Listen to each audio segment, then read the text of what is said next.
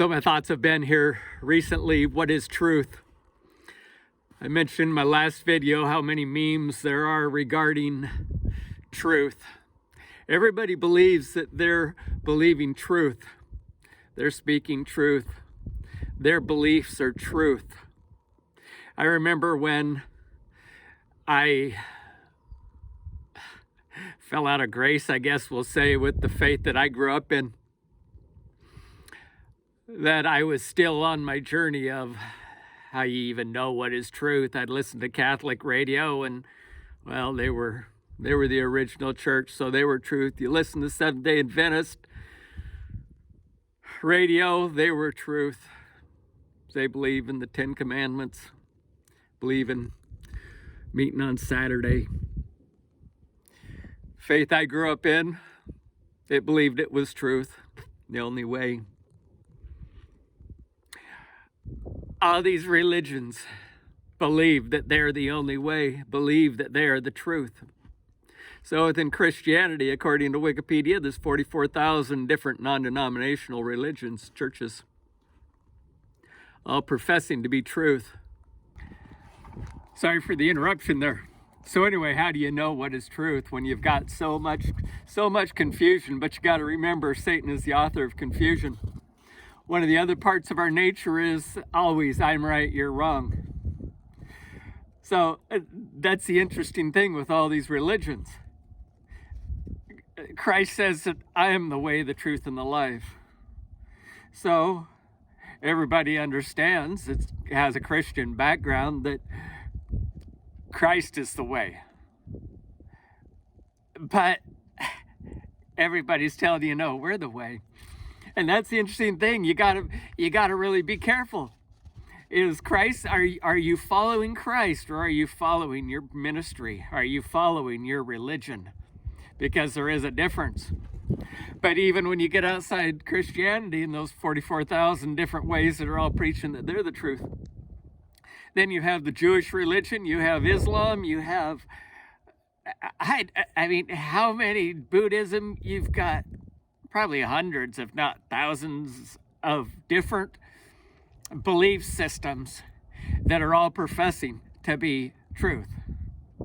And I've got theories on why there's so many different types of religions, but I guess I'm not convinced yet enough that I'm gonna put my thoughts out there, because it doesn't matter.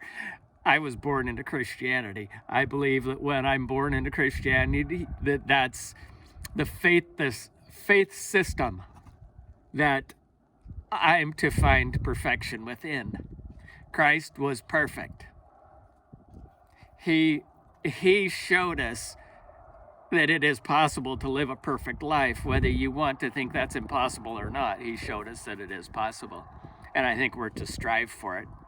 People don't strive for it because they believe they're only human.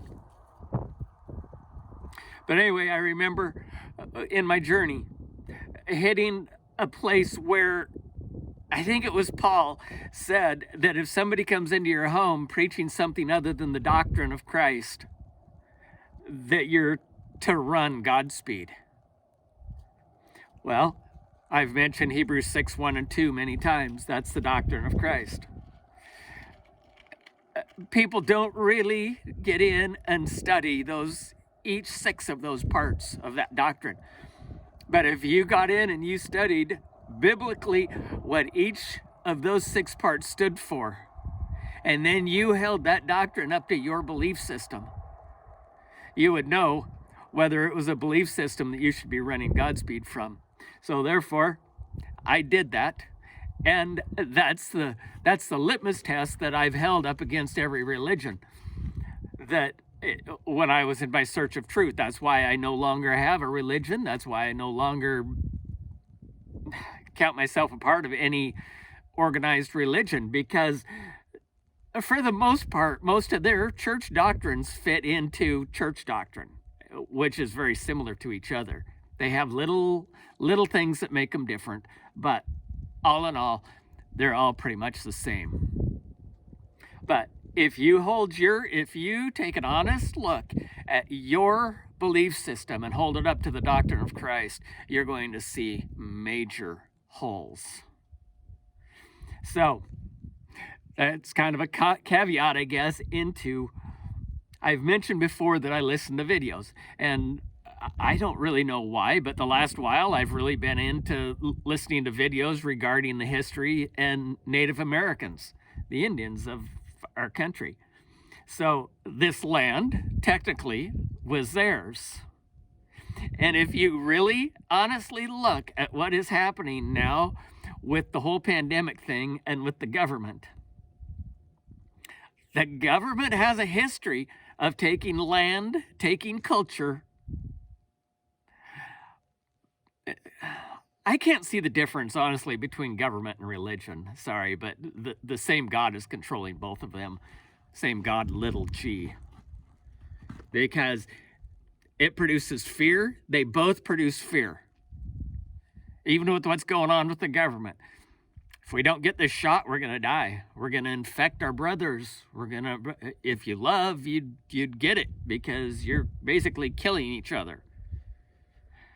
It's all for our quote-unquote safety. And it was the same thing that the government did to the Indians. They took their kids away, they took their land away, and it was for their good. It was for their good. See, everything is for our good. But if you would really get into truth, you would discover that what God has held out for us is truly good. You have to go back to the first probably three chapters in the Bible and see the Garden of Eden and really see what God had held out for us. Because the entire Bible is nothing more than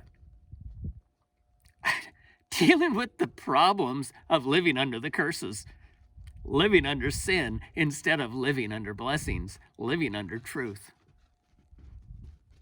So even though people go all over the world, Christians go all over the world trying to save all these other countries, all these other religions, all these other people, they need to figure out how to save themselves, because they came over here to the Americas and they killed and they robbed and professed it to be God's will.